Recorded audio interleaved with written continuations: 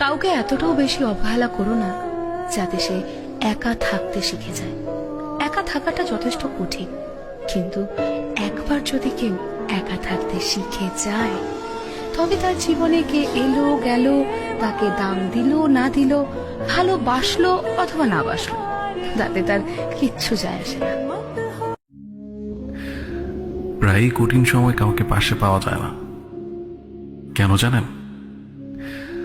কারণ আল্লাহ বুঝাতে চান যে তোমার জন্য কেবলমাত্র আমিই আছি, আর কেউ নাই।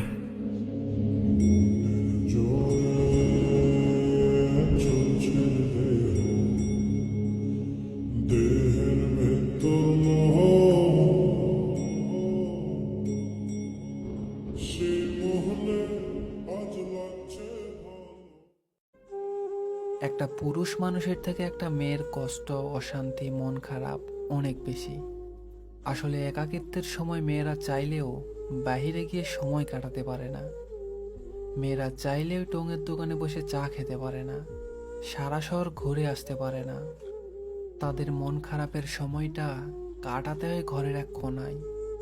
আসলে মেয়েদের কষ্ট আমরা পুরুষরা কেউ ফিল করতে পারি না। তাদের মন খারাপ, মুড সুইং এর কারণ বোঝার চেষ্টাও করি না। মেয়েদের একাকী সময়টা ভীষণ বাজে।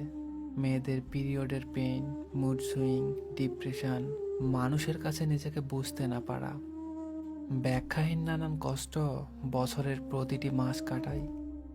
আমাদের পুরুষদের মতন মেয়েদের জীবন এতটা স্বাধীন নয়। আসলে মেয়েদের জীবনটা বাস্তবে আমরা যতটা সহজভাবে দেখি, এতটা সহজ নয়। একটা পুরুষ মানুষ সবটা মন খারাপ